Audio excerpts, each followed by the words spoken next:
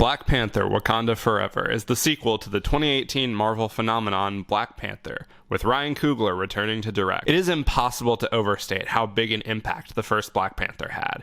Everyone who saw it fell in love with the world, they instantly connected with the characters, they were compelled by the story, thrilled by the action, and they were inspired by the lead character of King T'Challa. It got people who don't even care about superhero movies, or movies in general, to take a trip to the theater to watch it.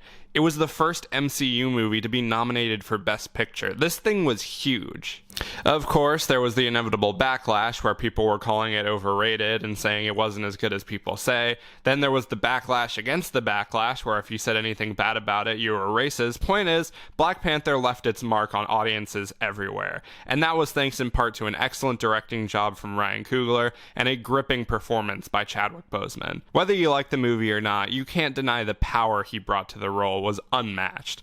So, in August of 2020, when news broke of his untimely death, a lot of things were on people's mind. They were offering up their condolences to his family, they were celebrating his legacy and the brilliant works he left us with, but above all else, they were wondering, what the hell is going to happen with Black Panther 2? Kevin Feige and Ryan Coogler, on top of losing their friend and colleague, have now been placed in a very difficult position with no easy way out. I mean, we've all seen how well Disney has handled actor deaths mid-franchise before, and it did not turn out well. After all the concerns, reassurances, delays, and anticipation, how did the movie turn out? It was pretty good. In fact, I honestly think it might be better than the first. That might just be me riding the high of just having seen it, and I'm not going to say this movie is flawless. But Ryan Coogler and crew set out to tell a respectful story that honors the late Boseman, while still furthering the story in the world of Wakanda. And they honestly succeeded on that front. We get to explore more of Wakanda, as well as their relations with the rest of the world.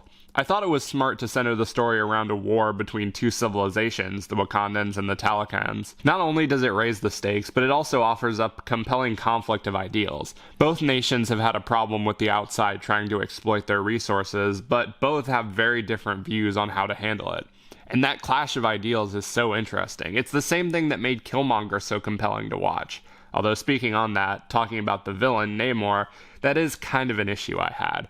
While I really like his look and the performance was great, he does feel a bit too similar to Killmonger. Not a direct copy-paste, but he has a grudge against the outside world and wants to use Wakanda's resources to get revenge. And while they do a good job showing what he's fighting for in the scene where he takes Shuri through Talakan, they do kind of rush his intro and backstory, so you don't feel his motivation as strongly as Killmonger. Talking a bit more on the characters, I wasn't sure how to feel about them introducing Ironheart in this movie. But I thought she was cool. She had a reason for being there that served the story. She was likable, she had a good energy, she gelled well with the rest of the characters. I will say I like her Mark 1 suit better than her Mark 2. Her Mark 2 suit looked like a Fortnite skin. In fact, the visual effects in general are pretty hit and miss. Wakanda still looks beautiful, and the underwater world is great too. I love the splashes of color and light throughout. But while the action has definitely improved, the visual effects have kinda stayed the same. Getting back to the characters, I really loved Shuri's journey throughout this movie. The sharp juxtaposition from a snarky comic relief character to an emotionally broken person hiding behind their science and unwilling to accept her loss is incredibly powerful.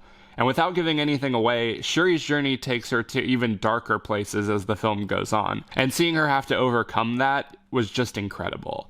And Letitia Wright sells every single minute. All the actors do a great job. You can tell this was very personal for a lot of them because they all experienced a very personal loss in Chadwick's passing. Boseman's spirit and presence is felt throughout this film, but it doesn't feel intrusive or overshadows the rest of it. It's not like that Far From Home meme with Iron Man. It's very tactful and respectful. Does everything in the movie work? No. The movie did feel like it dragged in certain parts. There was a subplot with Martin Freeman that could have been rewritten or cut out completely. The comedy isn't obnoxious as something like Thor Ragnarok, but there were still a few groaners in there. But beyond that, I thought this movie was really effective. Out of all the MCU movies to come out this year, this has easily been the best. The other two, despite their flaws, were enjoyable and fun to watch, but I never got that urge to rush out and see them again after they were over. This one I might actually watch at least one more time in theaters. I think it was a worthy follow-up to the first movie and a really solid movie in general. Where they decide to take the story from here, who the hell knows. But I'm glad we got this movie to celebrate the legacy of Chadwick while passing the baton and letting us know everything's gonna be alright. I'd give this a 4 out of 5.